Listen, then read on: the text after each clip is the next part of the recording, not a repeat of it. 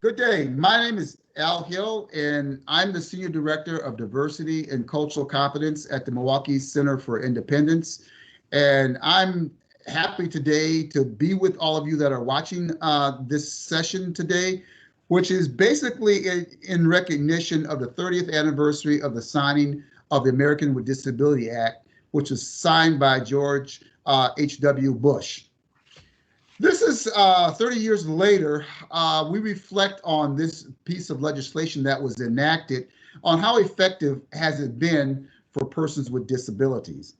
And today we're going to be having what I think is an exciting fireside chat that we're going to talk about this, about the evolution of the American with Disability Act, as well as the effectiveness and how it has impacted persons with disabilities.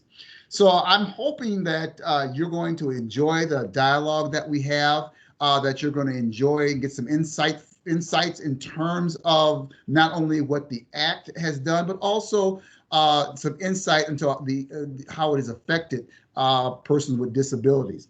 So joining me today for this fireside chat, which we've entitled today "From the Bathroom to the Boardroom," which you know is the title. So that's very interesting. We're going to explore that as well too. Joining me today is going to be Mr. David Cooks. And David is a person that I've known for quite some time. And I'm really excited to have David here with me and have an opportunity to chat with me. For those of you who have been at Simplicity for quite a period of time, as I have, you should know that David has been to MCFI twice in the past and has been well received. I was looking on David's website this morning and saw that he had our logo on there as one of his clients. So that must mean he's sort of proud for being associated with me. So I'm hoping David is proud of being associated with me as I am with him. So that is for sure. So I'm just thrilled to be able to have David here with me doing this session.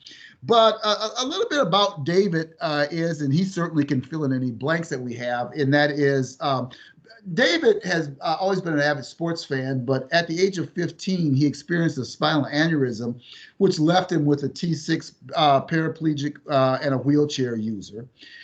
David has, since that time, has basically used many different ways in order to overcome the obstacles that he may face in his life's journey. And so by him being able to express himself has really made him an interesting person to listen to. David received his BA in finance from the University of Whitewater, and he received his MBA from Duke University. And so his career has been very interesting.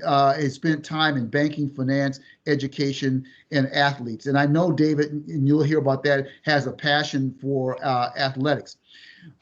David served as an assistant coach at Concordia University in Mequon from 2013 to 2018. But the highlight of his coaching career is he spent time at Duke University working for Hall of Fame coach Mike, we like to call him Mike K, I think as most people like to say. And being a member of that coaching staff for the USA East Coast basketball in the summer of 2014, where he joined Frank Martin and Guy Rancourt in Estonia and Finland. And David, that must have been a really exciting time. But since then, David has spent nearly 25 years in education, 17 years teaching at his alma mater, Marquette University High School in Milwaukee. And while at Marquette University High, David taught economics, and he also served as a director of diversity. And that's where I got to know him while he was the head coach of basketball at Marquette University High. He was also the coordinator of academic support and served 11 years as the head of the men's basketball team. And recorded a record of 155 wins and 92 losses. So you had more pluses than losses, David, and that's a sterling record that you should really be proud of. It is. So as a businessman and basketball coach and educator, David has a pleasure of sharing his story at corporations, high schools, basketball camps, and clinics, and civic organizations throughout the United States. So I'm very, very proud, and I want to just welcome you to this time with me, David. So welcome, David. Well, thank you, Al. I mean, that was quite the introduction. I am excited to be with you again. You know, we always have a good time, and we always have challenging conversations or courageous conversations, or however you want to classify them. And I think we'll have another one today. That is great. That is really great. I'm excited to really speak with you today as well too.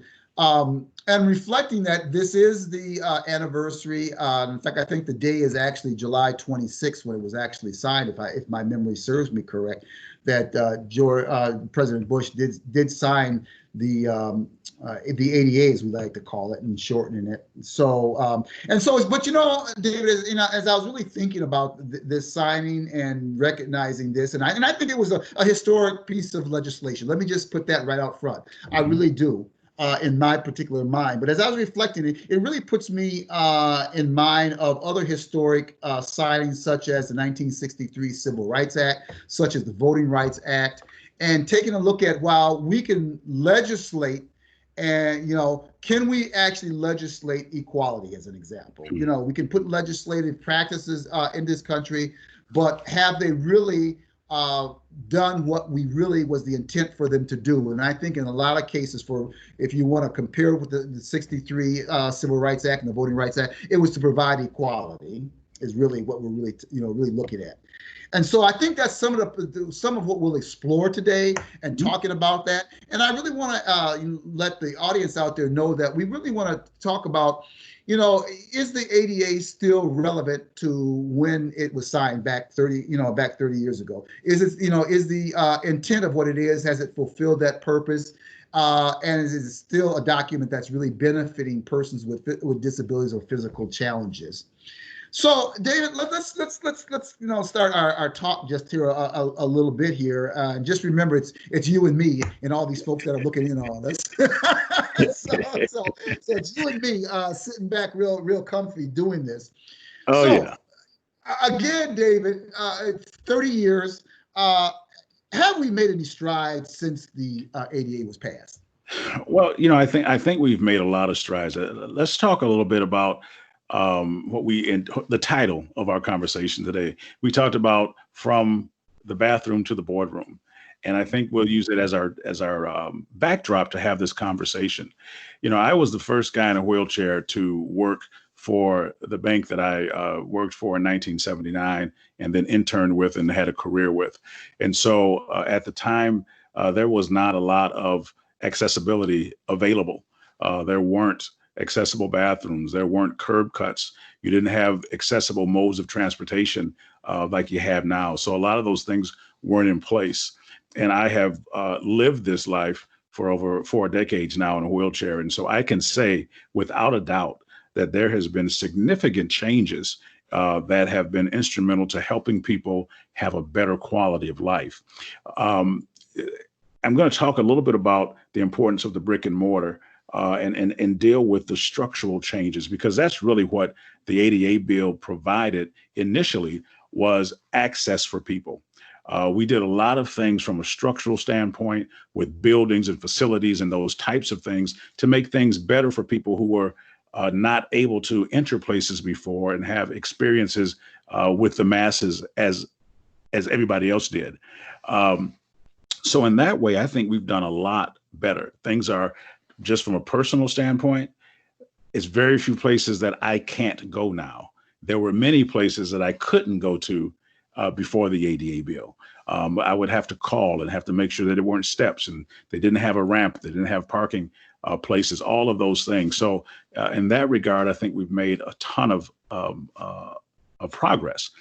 One of the things that you said early on in your introduction was, are we able to legislate equality?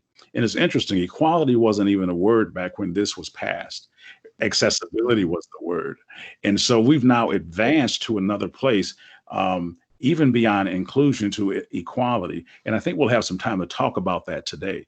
So when I talk about going from the bathroom to the boardroom, we're talking about the difference between access and inclusion.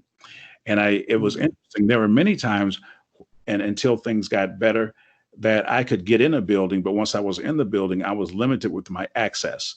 Perhaps the bathroom wasn't accessible, or I couldn't get to another floor. And so that helped, but that really wasn't the overall idea. But now, 30 years later, I'm pretty sure there's a bathroom I can go into everywhere I go and that type of stuff. And having been a businessman, the next step is to get people who have physical challenges to have access to maximizing whatever their potential is as a person professionally, to get as close to and in that boardroom as possible to have influence. Right. And David, before we really kind of dive into that part a little bit more, I want to back up a little bit in terms of talking about the access a little bit. And I do have the advantage of having worked with you before, and some things you've said have really stuck in my mind. So when you talk about a lot of the things like the curb cuts, the wider stalls in the bathroom, maybe we can talk about even the braille on the elevators. But basically, when we think about these types of legislations, we think about this was to help persons with disabilities or physical challenges. When we thought about the voting rights, we think about it was only to help people with that are underrepresented or either minorities. So, but I know that when we enact these things that create equality, everybody benefits. Everybody. It's not, it may open the door for some people, but everybody benefits from this happening. So could you go into a little bit and talk about some of these access things that have happened, how everybody has benefited? Oh, they may think that, oh yeah, that was to help a person in a wheelchair, or that was to help a person that doesn't have limbs, or something like that. I want people to know that, that part, at least, the signing of the ADA did benefit everybody, not just people that are in situations like yourselves or similar situations. Yeah, absolutely. I think if you go to the classic example of the curb cut, we'll just start there. We found, and if you look now, that made life easier for parents with children in strollers. So they didn't have to pop wheelies. It made their access better. And that's the classic example of where in economics, we call that an externality. And that's a positive externality. That is a benefit to society that was different than the original intent for what was made. And as you said, there's so many things that the fact that people could interact now with people who had challenges that were physically challenged and otherwise, and it also helped from a socialization standpoint. And so what was meant initially just to provide access also became a social statement, a social opportunity. It became beneficial. The concept of universal design is something that I think we stumbled across when we began to realize that everyone was benefiting from these changes.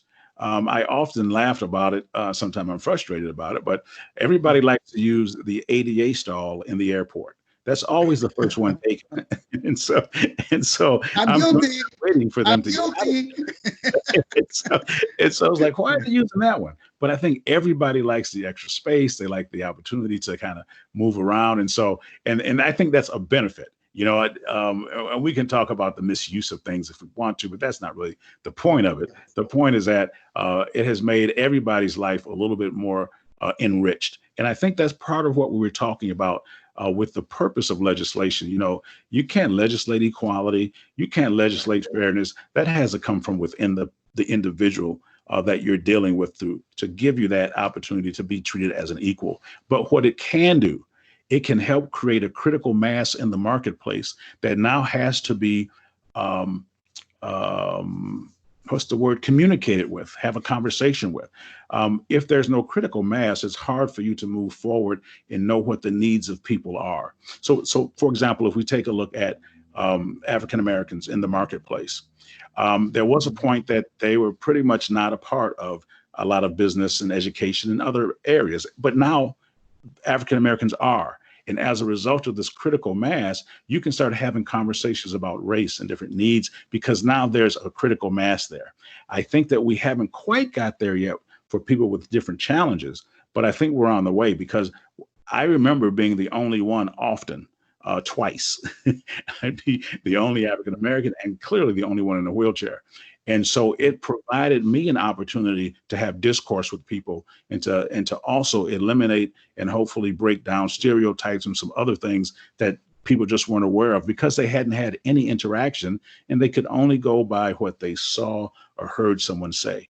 And so the ADA in that way also helped because I think it started it started the conversation. Very true. And on a side note, David, I was just kind of chuckling and thinking about all of what you just said. But I think as I've reached my, and I don't want to say senior citizen age, I want to say seasoned age, I realized that even aging can become a form of a disability as well. And so I thought about recently that when you talk about the curb cuts, but I talk about also the ramps. And recently, I had to go to the Social Security office. And so certainly I noticed that because my knees aren't what they used to be, that I walked up the ramp way instead of taking the stairs. So Yes. sometimes we think about, when we think about in the moment, we only think about from our paradigm. So we have to also realize that also when things like that are done again, that you may not be affected at that time, but at some point in time, you may be affected also, and that it can also be of benefit to you as your situation changes. Would you agree with that? Oh, I agree 100%. The one thing that everybody kind of may not understand, but they will, is that you are losing ability every day you live. The things that you could do yesterday, it may take you a little bit longer today, et cetera, et cetera. And so as you have an aging population and all those things, I think the ADA was ahead of their game a little bit in terms of meeting some of the needs of an aging population. And your example of using the ramp is absolutely correct. I'll repeat what I said about everybody loses ability every day they live. And we will all at some point need some kind of help with something. It may not be a wheelchair or a walker or something, but even in this environment that we're in right now with COVID-19, all of our ability has been limited to a degree, some to a form of paralysis of sorts, where we can't do the things that we used to do, and we're not able to go where we wanted to go. So now everybody is experiencing what limitations can do. And hopefully that can help with some future conversations as well. I like what you said about it might have been ahead of its time, because I'm thinking about, I'm part of the baby boomer class, and right now the baby boomers were the largest group to be birthed right after World War II, and they're all aging together, baby boomers, which are again creating a lot of dynamic changes. Again, baby boomers are going from Harley two-wheelers to trikes. Right. And as the age, you absolutely make a very good point about that, and one that I think should be noted, especially to the younger people that are listening here today too, that we all get one day closer to to slowing down. I can't really remember your exact words, but thank you for that. And so that really puts the ADA in perspective. I want to put the ADA in perspective for everybody. And not just be narrowing it down to somebody that you see physically in a wheelchair, because absolutely the disability is defined very broadly, and I'm really a living case of that. So thank you for those comments. But so we kind of set the stage a little bit about the ADA and maybe what the ADA has done for not just people like yourself, but for other people like myself and others to come. So I want to kind of go right back a little bit about talking about from the brick and mortar. And so the ADA, you're right, did focus on the brick and mortar for a person with disabilities. But where should we go from there? We talked about brick and mortar, and I know you like to use the term from brick and mortar to click and order. So let's just rap about that just for a little bit. Yeah, and I borrowed that phrase from the brick and mortar to click and order to describe the transition that our economy and world is undergoing right now.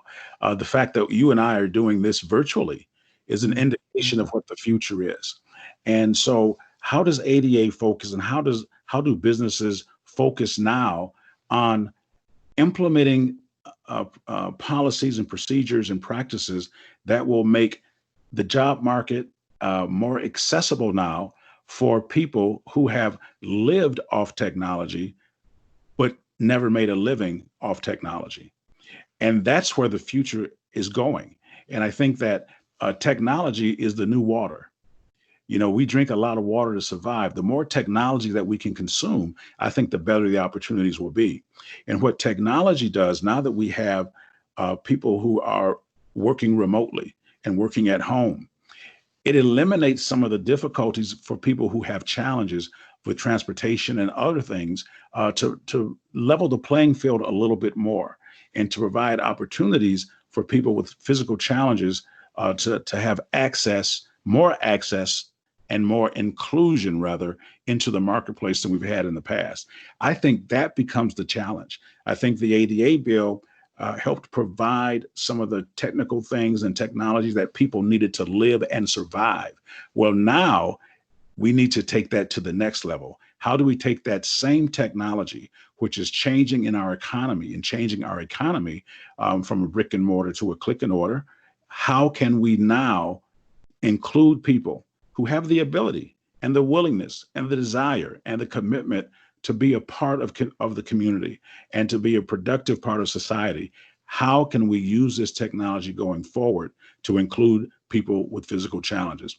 As a public speaker, which is what I do, I tell you what, I loved traveling to different companies and doing that, but sometimes it was a little bit of a hassle, switching planes and doing all those types of things. Well, this virtual presentation actually helps sustain me, keeps me around a little bit longer, takes some of the wear and tear off your body. Although I'm looking forward to doing things in person again, but this is an example of what we could actually do and how we can employ people and have them to work from home.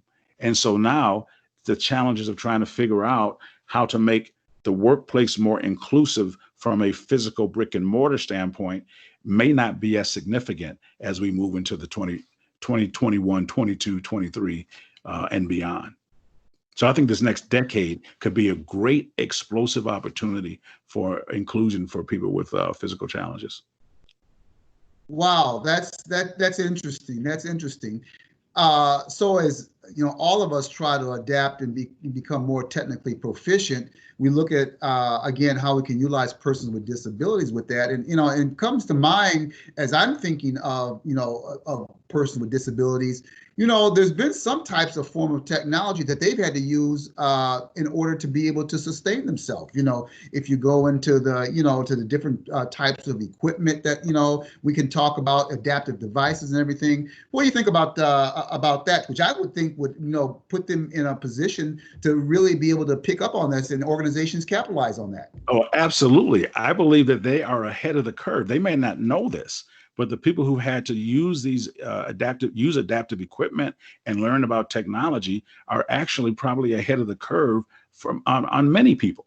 There are people who don't want to deal with the internet, who don't want to deal with technology. But we have a group of people out here in the marketplace that understand technology. Like you said, their very livelihood, their sustainability to live has been based on the utilization of technology. And I don't think it's going to be a big jump for them to extend that use into a way that brings income into their household. And I think that would also add to the longevity, lack of depression, and many of the other things that people with physical challenges face because of the hardships that they deal with. And also sometimes they feel hopeless. I think that this time of staying in house and being sheltered and seeing the virtual world open up before us is a ray of hope for people who have physical challenges. Wow. That's powerful. That's powerful. What I'd like to, and you really are segueing into my mind real good, David. So I appreciate that. And you earlier talked about the difference between access to inclusion. And I want to just set the stage for talking about that, because that's very important to me in the work that I do as a diversity practitioner. We talk a lot about, recruiting people that are different. For today's sake, we're talking about persons with disabilities or physical challenges into the workplace. MCFI, as an affirmative action employer, we're asked by the federal government to have 6 to 7% of our workforce be persons with disabilities, to try and achieve that goal. So that would, again, bring that diversity into the workplace. And of course, our organization, that's our mission, to work with people, we used to say special needs, Right. So right. I say all that to say that inclusion, you can, again, and have diverse people coming into your organization. But if you don't create a culture of inclusion, number one, they're not going to be successful, they're not going to be productive, and they're probably going to leave. And we know that there has been a shortage for talent. Now, it's been well documented that persons with disabilities are the largest group of ready-to-work people that are unemployed in this country. So obviously, we as a country are falling, and as employers are falling short with inclusion. So I want to talk about and explore and massage a little bit this whole thing about the difference between access to inclusion. So talk to me more about the ADA focusing more on access rather than inclusion, and that whole thing about inclusion. I think that could be an interesting conversation. Yeah, let me, if you will allow for me to put my coaching hat on right now and talk about how I made my basketball teams inclusive, because you have player 1 through 15 on your team. Okay. And it's important that each player, from player number 1 to player number 15, that they have a role, that they know what they're supposed to do. They know how they're going to be rewarded. And they also know if there's room for promotion. And regardless of whatever industry you're in, people want to know that. What's my job? How do I get paid? And can I get promoted? Everybody wants to know that. And so it was my responsibility as a coach to do a couple of things. First of all, when I began to put the teams together and we had tryouts, I had to understand how to identify talent that was going to help our team win. And I had to pick a diverse group. I couldn't have all guards or all forwards or all centers. I had to have someone that could shoot, someone that could pass, someone that could catch the ball, someone that could rebound, somebody could do all of these things. And then there were other people on the team whose roles may not have been as overt or public, who needed to help us in practice and make us get better. And I had to communicate that with them to let them know their value and that they're valued. That to me is the beginning of inclusion, because when you are able to identify roles, put people in position to be successful, knowing what their skill set is, and allow for them to be the best version of themselves, given their ability and talent, then, and also to have them understand the concept of team and how we win if you do what you're supposed to do. And if I, as a leader of the team or a coach, put you in position when it's time for me to call your name, you're ready to go and you produce. That to me is like the best definition of inclusion that you can have. It may have different responsibilities and different roles, but we're all a part of the team with a role to literally play. Nothing is diminished, nothing is marginalized, nothing is minimalized. Every person on my roster, 1 through 15, was of equal importance to our success. That's where we have to get for inclusion, so that when the team got ready to play, everybody saw all 15 guys as the team, not just the 5, not just the head coach, not just the subs, but everybody. And I think when you do that, we talk about having a place at the table, a seat at the table. If you don't, and you've heard this, and I love it, if you don't have a seat at the table, you might be on the menu. And so you don't want to have that happen. And so inclusion says this, yeah, now that we've made it easier for you to be a part of what we're doing, now we need to make you a part of what we're doing. That's 2 different things. Making access to be a part of, but then having you involved in what we're doing and having a voice and having a willingness to hear and listen and to make sure that the people on your team are fulfilling their ultimate maximum amount of skills and opportunities. If you can get that, then I think everybody would be happy with that. I think people struggle when they feel they're not given the opportunity to be all that they can be. Remember the old Army commercials? Be all that looking for be all that you can be. Join the U.S. Army.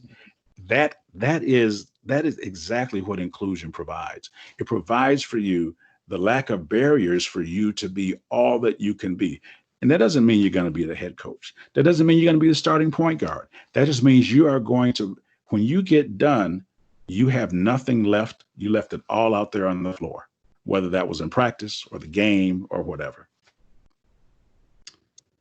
Wow. Good, David. Now, David, I'm getting ready to jump off the deep end of the pool. Are you ready to jump with me? Yeah, let's go. Because I don't swim well. you took me to the pool. Okay, you took me there. I'm gonna so Verna Myers, and you've probably heard this. Verna Myers, she quoted, I think in 2016, that diversity is being asked to the party, inclusion is being asked to dance.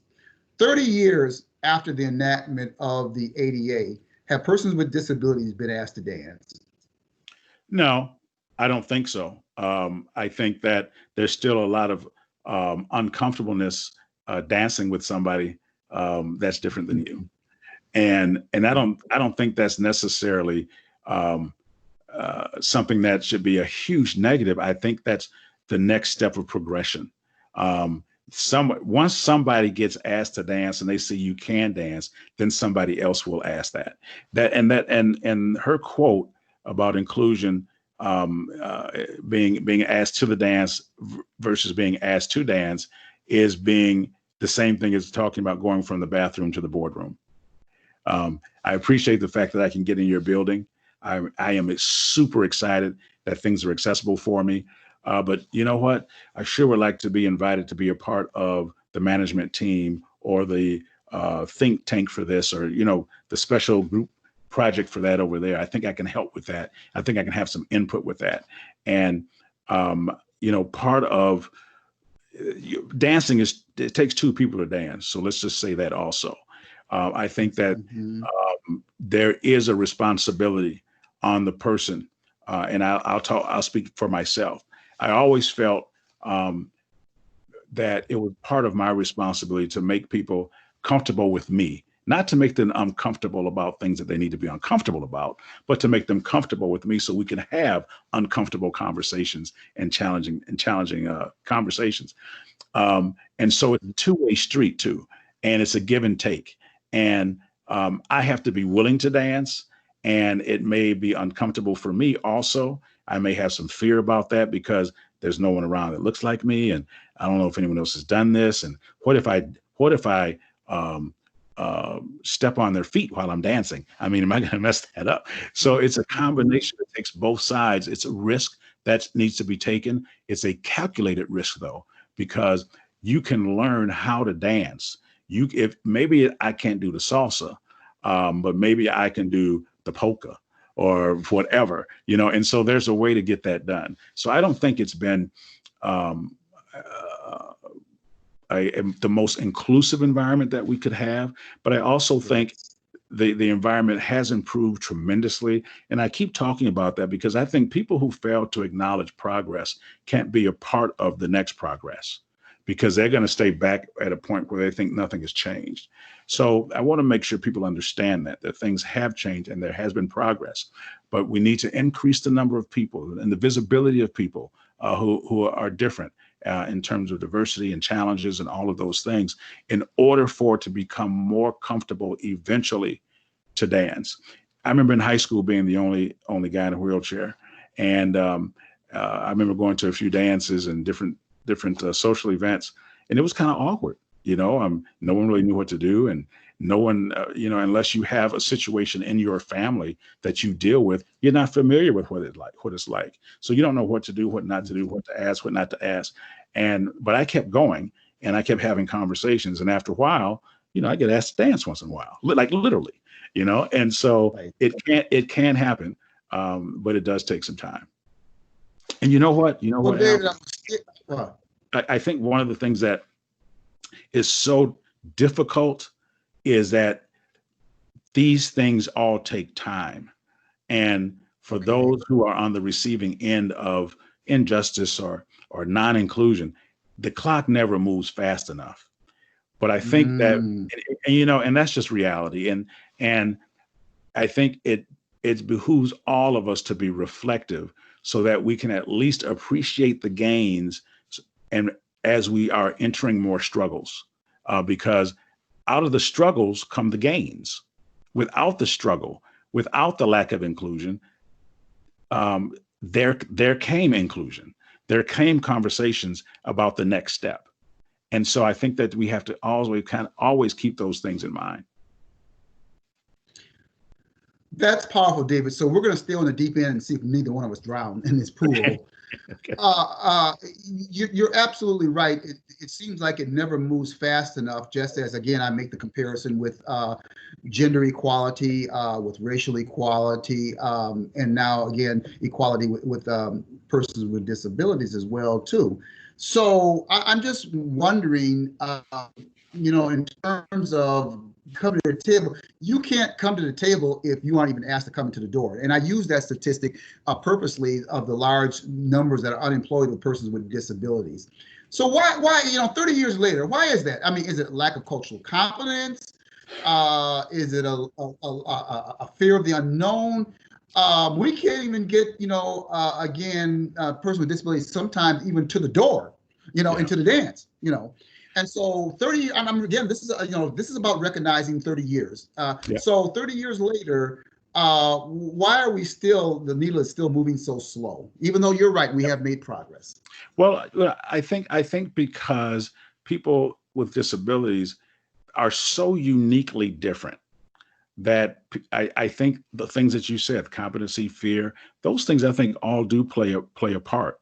I think you're starting to finally see people in wheelchairs and people with physical challenges and on commercials on TV, portrayed in the media in a different way than they had ever been before.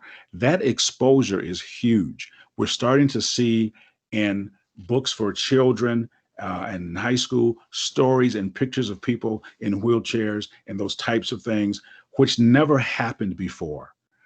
That is a huge step, I think, in beginning to break this thing down. I also think that it also is providing, again, a sense of hope. You never saw or read a book that had a picture of someone that looked like you in a wheelchair or anything like that. So I think once we start doing some of that, I think we're getting there. And I also think that from an educational system standpoint, as students are going through matriculating grade school, high school, college, we, from an educator standpoint, I put my education hat on now, must begin to instill in them that they can do it, that I believe in you, and that you can make great things happen. That's what happened to me. That's what I had people telling me, don't worry about this wheelchair thing. You got this. You can go to school. You can do this. You can do that. And I think those reinforcements become very huge. And that needs to happen. We're waiting until it's time to employ people to deal with people. That's not ever going to work. We need to begin to have engagement with people with disabilities at a much younger level and partner with high schools and colleges and grade schools and be aggressive about saying, hey, this is what we're looking for. Can you identify some of your students for us and help them? Can you help us find someone that can do an internship for us? I think those are the things that have been missing.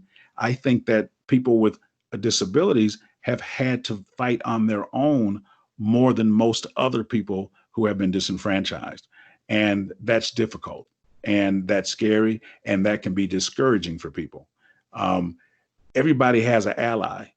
Everybody has an ally, except people with disabilities don't really have an ally. Okay? And that's important. Who do you know, Al, in the corporate world that is intentional about pulling up some people and including them in their organization and really being an ally for them? It happens when someone in an organization has been touched by that with a family member or a friend or someone close to them. So their empathy level automatically grows. It's difficult, Al, and this is not an excuse or anything to condone. It's difficult for people to empathize with what they haven't had an experience in or connected with someone on. And that's why, again, when we talk about the educational system now and the exposure that younger people are getting to people who have challenges, I think the future is really good. The social revolution that our country is undergoing, I think, is pointing to a future that will be much more inclusive and much more equal for people.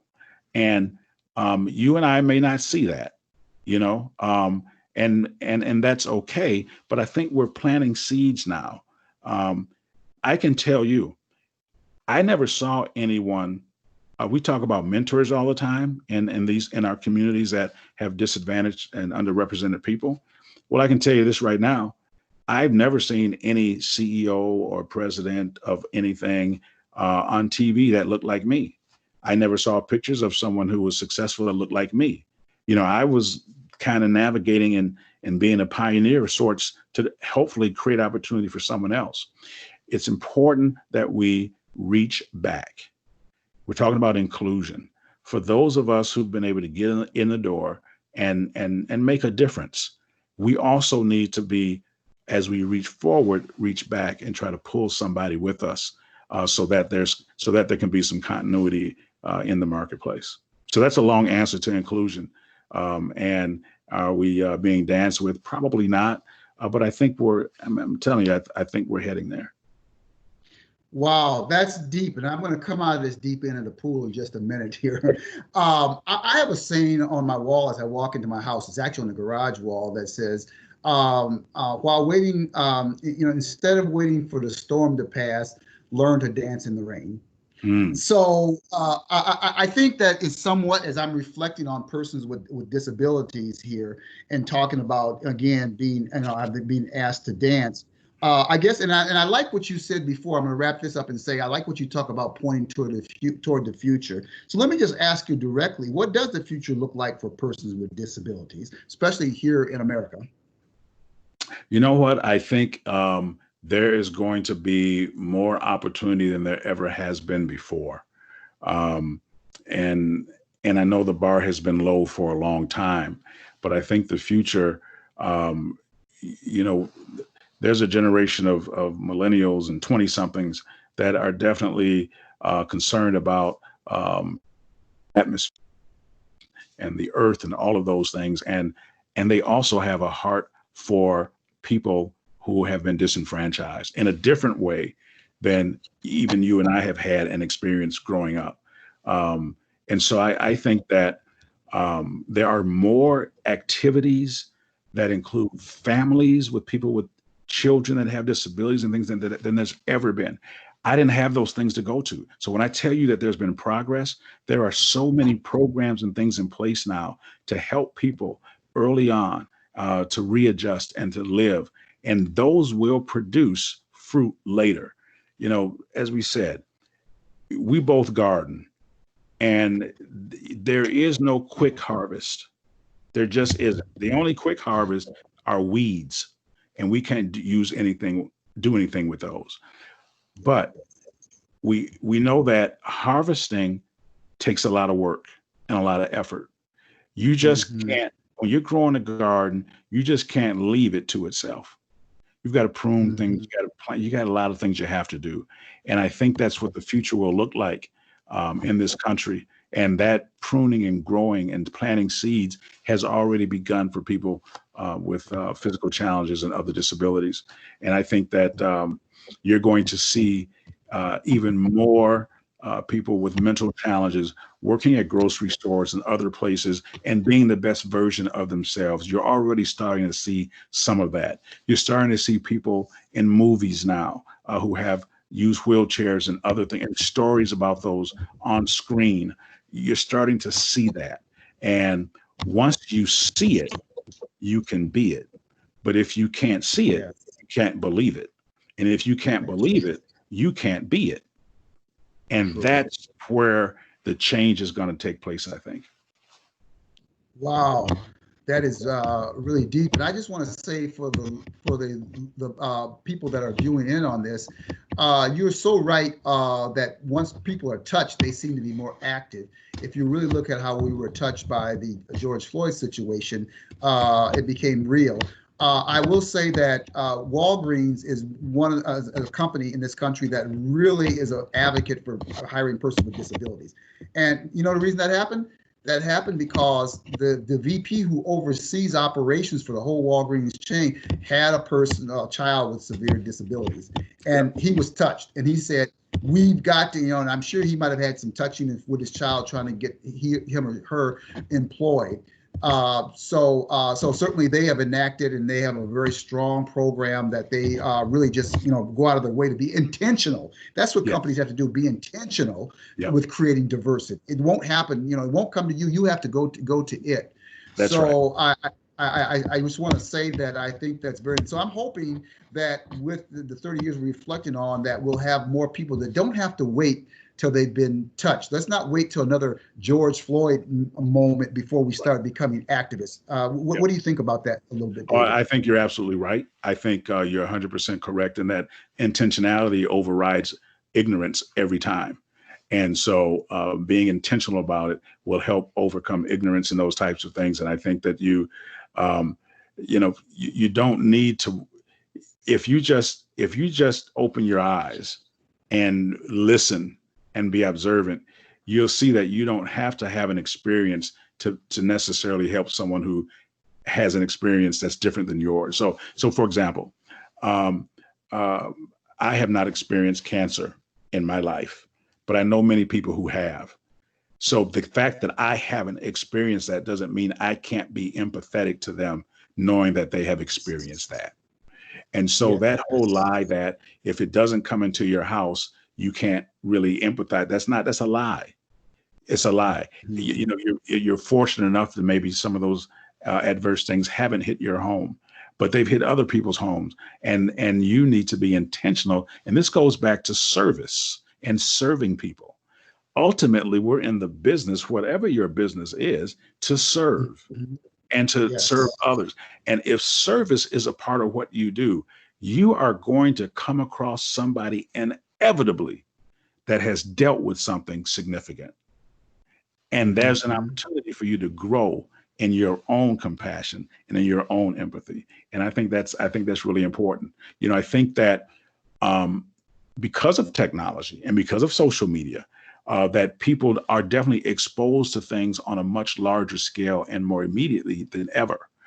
It held true back in the 60s with Dr. Martin Luther King, when the TVs finally put the fire hoses and the dogs on TV. Everybody was like, oh my God, this is crazy. It happened with George Floyd. Everybody got to see it. There's something about seeing things. And I think that as people with physical challenges and disabilities are included in the mainstream from a media perspective, it's going to change opportunities. And it won't take as long. Okay. Thank you. Let's move it up into real time right now. We've all are living in times that we've never lived before, and I speak of being in this era of COVID-19 or the coronavirus. So, can you talk a little bit about how does COVID-19 affect persons with disabilities? Oh, I tell you what, and I haven't seen any of the statistics yet, but there's always concern about people with compromised immune systems and those types of things, which can be a lot of people who have physical challenges. But to that end, it's a wake-up call to try to figure out how to help people to boost their immune systems so that they can get through some of these things and still thrive. And so it's twofold. One, at least for me, it was a wake-up call, and I'm a pretty conscientious, healthy person, but it even made me think a little bit more about the quality of my life and the things that I can do to make my life a better, healthy life. I think that we all need to do that, but specifically people with physical challenges and people who have caregivers and those types of things may need to start to think about that. I don't think we've thought about the quality of life the way that we probably should. I think sometimes we just live, and we live beneath the quality of life that we can. And I think COVID-19 is a wake-up call for all of us in that regard. And it also should be for people with disabilities. They should see this as an opportunity. The entire world has stopped right now, basically. Okay. And the reset button is about to be hit whenever that is. And for people so that means it's a fresh start. It's a start over. And so for people with disabilities, this should be, you should be preparing yourself and to be at the starting line when the restart button hits, with technology in your pocket with your story to tell and with your ability to give. I'm gonna tell you, be ready for that. And I think that's going to be really great. Wow. Speaking about readiness, as we look in the future, I want to move this to from an organizational standpoint. Mhm. I know you and I talked a little bit about planning for the future. In organizations, again, that's in reference to organizations being inclusive of persons with disabilities. Yeah. So could you talk about that just a little bit, please? Yeah. Well, the one thing that I think is important and that I've learned during this process is there are a number of organizations and companies who are looking and have been looking for online workers for years. I wasn't aware of that. I wish I had known that, a while back. I think it behooves organizations like yours and others to partner with people and find people who are actually in the business of identifying jobs that are online and remote, and partnering together to try to attack that unemployed population that is so vibrant and full of people who will work. And I think that's the biggest thing I would say is we need to do this in partnership because clearly we haven't collaborated enough to make this work.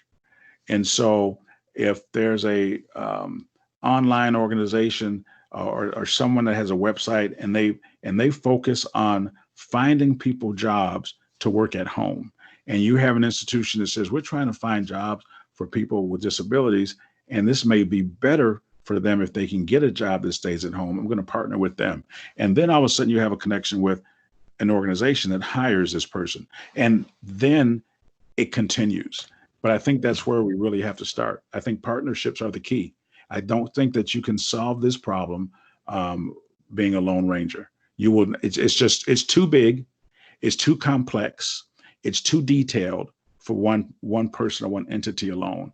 But partnership is the key. And I think a public-private partnership would go a long way. And again, to make it an intentional public effort that this is what we're trying to do. So it sounds like we both are using that word intentional again. So it sounds like intentionality really is one of the keys. It sounds like also there should be some intentionality, knowing that right now we're in a COVID-19 environment. We're in an environment where people are working remotely. That could open the door for organizations to really increase their diversity of persons with disabilities. Does that sound like something that makes sense to you, David? Absolutely. If we are leading from the future, and if organizations are leading from the future, they should see that if it's if it's a part of their vision, if it's a part of their mission statement. If it's not, they need to get it in there. But if it is, now is the opportunity for you to make a difference and a splash in that arena. I think you could do that right now. Okay.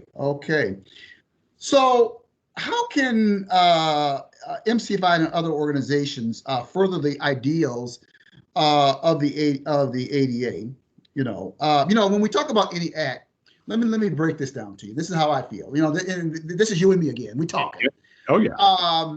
There's there's the spirit and the intent of things. Some people do it because, okay, that's what the act says, but you really have to look about what is really the intent, and I think, we talk about that, and that gets back into legislating equality. You can't, there's got to be the spirit, Yep. And so how can organizations further, we're 30 years into this, and hopefully we're going to start year 31 and beyond. So how can organizations like ours further the ideals of what the ADA was, the principles that it was founded on or enacted? Yeah, well, I think the challenge for your organization and others is to make the mental switch from the brick and mortar to the click and order. Because the brick and mortar is out of order. I think that has to be the direction you're going, because that's the new ADA bill. That's the new access point, is technology. It's not the building anymore. That was the entry point 30 years ago. Technology is the entry point today, and that's got to be the focus. How do we, in this 5G AI world that we're about to enter into, how can we maximize that and make that the new ADA for the next 30 years. That's what has to happen. Those are the conversations that need to be having had, if that's right now, if that makes sense. If we're not having that conversation until after the pandemic, we will have missed an opportunity. Now is the time to make the shift and talk to advocates around the world about taking technology and morphing the old ADA into the new technology that we have and make that the new ADA. That will be the most accessible thing that we could do for people who haven't had access, is to make technology the basis of inclusion. Wow. We've covered a lot of ground and covered a lot of different things. And this has been a very, very rich conversation that we've had in regard to doing some reflecting and doing some recognition of the ADA up until to this point. So I guess bottom line for me is the ADA or the ideals of the ADA still relevant today? Yes, absolutely. The ideas are still relevant, just as the ideas of the civil rights movement and the civil rights bills are relevant today. We just need to make sure that we bring them into the 21st century. The principles transcend time. Okay. And so the principle is going to always be right. And the methodology and the approach of what has to change. If the principle is access, that principle is still good 30 years later, 80 years later, 100 years later. And you can still build on that principle. Now the question is, what is the process to bring that principle to fruition the way we have dreamed about it? That's the challenge. Okay. Well, David, as we kind of getting close to a close here, I would just, it's 30 years later. Could you just, give me some, and I hope I'm not putting you on the spot, give me some reflections on your inward thoughts, keeping it real, about maybe you can reflect on your journey. You can reflect about the ADA again. We're reflecting on 30 years later. So give me some personal reflections on about the things that you and I have sat here and chatted today. And people need to really hear this, because we intended for this to be real talk. So could you take a few minutes and do that? Sure, I can do that. I will start by saying this, and then I'll backtrack and explain how it happened. If you would have told me 40 years ago that a 15-year-old kid who experienced a traumatic event of a spinal aneurysm would be in a position to speak and be an author of a book and have coached at the highest levels and taught in high schools and been able to accomplish all those things. If you told me that 40 years ago, I'm not sure I would have believed you, to be honest with you.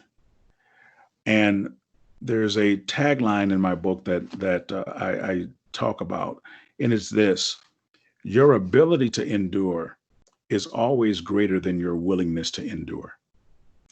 And what that says is, it's amazing how the human spirit can really work. In the midst of difficult times, I've had tough days. I've had days where I've had to cry. I've had days where I'm like, I don't know if it's worth it. I've had ups and I've had downs, but I kept moving. The key was I kept moving, and I had people along the way to help me get there. I am not a self-made man. I am a help-made man. And people who invested in me for whatever reason, right or wrong motive, I never judged that. I just took the investment and ran with it. You take a look at when I was the only one to now, where I can go into a business and see all kinds of people walking with crutches and in wheelchairs. That is wonderful for me to see. I wish I could see more of it. And I think there will be. But as you go from paralysis to purpose, there are things along the way that you're going to have to do. You've got to change your perspective on things. How you see a thing will interpret how you attack it. If you think you can't and it's impossible, you never will. So your perspective becomes very important. If you're always thinking negative and always thinking it's against you, you're just going to have a tougher time than you need to have. There are partnerships. You got to find somebody to walk with you on your journey, because it's hard to do this thing alone. This is not an easy life. I tell people I have walked and I have not walked, and walking is much better. Let's just get that out there. Okay. But we don't get to choose our testimony. Trust me, I would have chose something much different than this if it was up to me. I would have chose having purple hair or something, and making something up. But we don't get to do that. What we do get to do is we are responsible for how we respond to life. And my response has always been to achieve and to get the most out of life that I could, because you know what? Life demands it out of everybody. Now, whether you respond to the demand of life, that's up to you. And eventually you will find that life is bigger than you anyway. And as you begin to progress and succeed, you find that your real purpose is to impact other people's lives.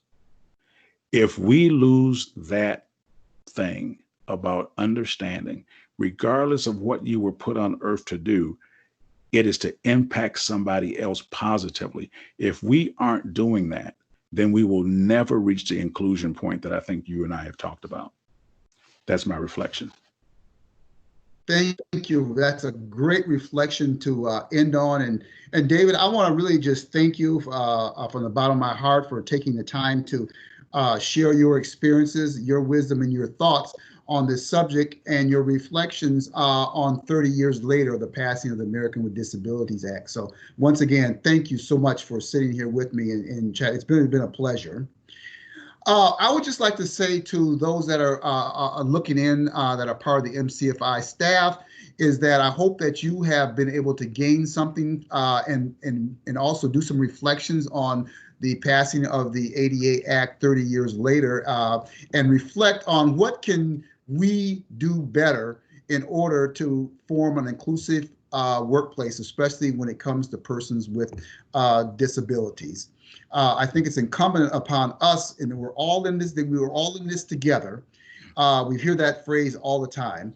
And I want to thank those of you who do watch this for listening in, and also certainly reach out to my office of the diversity and inclusion for any feedback that you may have as we all march in this journey together at MCFI on trying to create a diverse and inclusive workforce. So again, thank you very much, everybody.